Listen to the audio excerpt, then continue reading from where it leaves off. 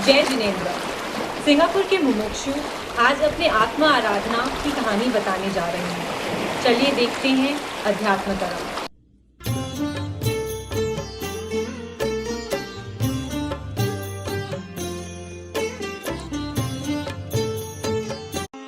हम सिंगापुर में रहने वालों के लिए ये वर्ष बहुत अभूतपूर्व रहा।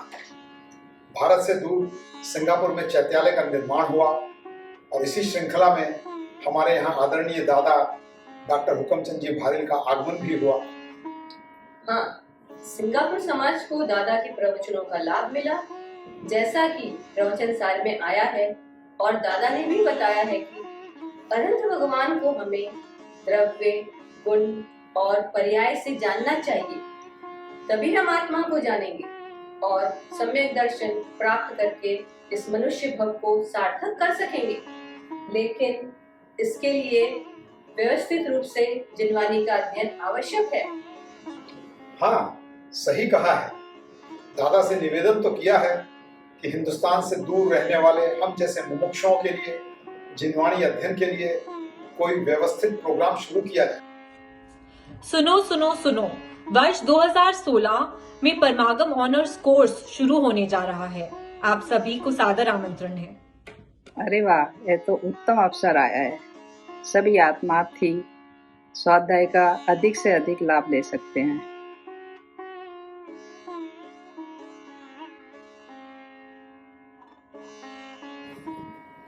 सिंगापुर में सभी बच्चों को परमागम कोर्स की पढ़ाई करते हुए देखकर मैं बहुत खुश हूँ। आराध्य जी ने पावर पॉइंट प्रेजेंटेशंस के द्वारा, रियल लाइफ एग्जाम्पल्स के द्वारा और जरूरत पड़ने पर इंग्लिश के माध्यम से धर्म को समझना बिल्कुल सरल कर दिया है। बात तो तुमने सही कही है, क्योंकि मेरे जैसे नवसिखे के लिए भी इन्होंने काफी सरल कर दिया। अगर आप इसका कोर्स मटेरियल भी देखिए तो काफी रोमांचक है। वीतराग विज्ञान पाठमाला के माध्यम से मैंने जैनिज्म के काफी कोर टॉपिक्स जैसे कि 7 तत्व, निश्चय, व्यवहार, 3 लोक और बाकी अन्य विषयों के बारे में भी काफी गहराई से समझा और जाना। हाँ, कोर्स के दौरान मात्र 6 महीने में ही हमने 30 से ज्यादा कोर टॉपिक्स को कवर कर लिया। क्या तुमने परीक्षा की तैयारी करनी शुरू कर ली है? परीक्षा? इसमें परीक्षा भी है? मैंने तो कोई तैयारी नहीं की अभी तक। नहीं, चिंता मत करो, ये ओपन बुक एग्जाम है। यदि भाव भाषण सही हो तो फिर आसानी से एग्जाम दिया जा सकता है। चलो, अगर ओपन बुक है तब तो किया जा सकता है। मैं शीघ्र ही कर लूंगा। हाँ, मैं भी एग्जाम देने की इंतजार कर रही हूँ। सेमेस्टर 2 के विषय तो बहुत ही गंभीर होते जा रहे हैं। आज निमित्त उपादान पढ़कर बहुत आनंद आ गया। उसमें समझा कि कार्य के होने का कारण उसका क्षणिक उपादान है। कार्य के होने का कारण अथवा डेफिनेटिव रीजन उसका क्षणिक उपादान है। क्षणिक उपादान के भी 2 भेद होते हैं, अंतरपूर्व क्षणवर्ती पर्याय और तत्समय की योग्यता। अगर इसको सिंपल टर्म्स में एक्सप्लेन करें तो when Potter makes the pot, so Potter is निमित्त and the mud particles are trikari upadan as they are always present, but the effort of those mud particle, the previous moment efforts and the current moment efforts are transforming it into a pot. So that's the definitive reason of mud particles to get converted to pot. सही कहा, विषय गंभीर भी है और आनंददायी भी है। सत्कारक के स्वरूप को समझकर मेरा भी मन उत्साह से भर गया। जीव अपने भावों का स्वयं कर्ता, कर्म, कारण, संप्रदान, अपदान और अधिकरण है। उसी तरह उद्गल के सत्कारक उद्गल के स्वतंत्र रूप से हैं। निश्चय से एक द्रव्य दूसरे द्रव्य की सहायता नहीं करता है। अरे, आप लोग तो गर्दन देने लगे हो क्या? हाँ, अब तुम्हारे विशारद देने की बारी है। मेरा विशारद तो पूर्ण हो चुके हैं। जो भी कहो, गणधर, भाव भाषण और विशारद देकर हमें जैन धर्म की बहुत ही समझ बढ़ी है। Not only theoretical but practical समझ भी हमारी काफी बढ़ी है। मैं सहानुभूति जी और उनकी टीम को बहुत बहुत आभार प्रकट करना चाहता हूँ। अपने कोर्स का 1 वर्ष पूरा हो चुका है। सभी ने बहुत उत्साह से परीक्षाएं दी विशारद आदि असाइनमेंट भी दिए, परंतु कुछ विद्यार्थियों को अभी प्रोत्साहन की जरूरत है। मुझे ही कुछ करना होगा। सही कहा। अच्छे कार्य के लिए तो प्रोत्साहन देना ही चाहिए। आप अपना समय इनके संचालन में जरूर लगाएं। हाँ, यह कोर्स तो अपने स्वयं के हित के लिए और दूसरों के लिए बहुत उपयोगी है। आपकी इन बातों से मुझे छेड़ाला की पंक्ति याद आ गई। दौल समझ सुन चेत सयाने, काल वृथा मत खोवे। यह नर भव फिर मिलन कठिन है, जो सम्यक नहीं होवे।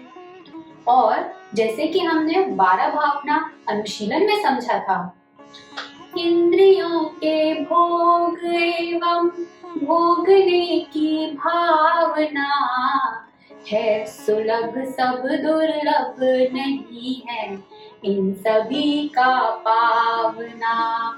है महादुर्लभ आत्मा को जानना पहचानना, है महादुर्लभ आत्मा की साधना आराधना। बहुत अच्छा। ये सेकंड ईयर परमागम ऑनर्स कोर्स का बहुत ही अद्भुत रहा।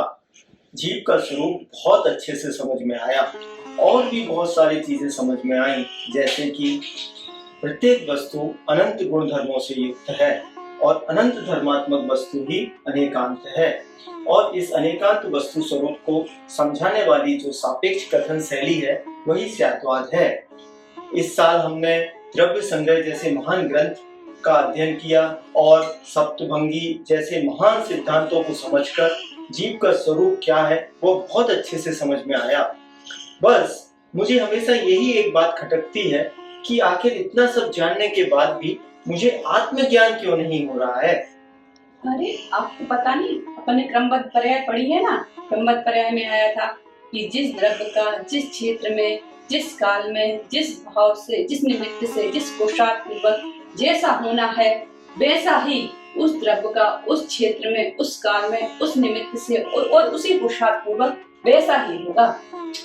इसीलिए तुम्हारे मार्क्स मेरे से ज्यादा आते हैं। आपकी नजर हमेशा मेरे मार्क्स पर ही क्यों रहती है? सुना है इस बार अशोक अंकल और आरती आंटी के मार्क्स बहुत ज्यादा आए हैं, उनने टॉप किया है। अरे मैं तो मजाक कर रहा था। इस सब को पढ़कर तो हमें केवल सम्यक पुरुषार्थ करके मोक्ष मार्ग में आगे बढ़ना है।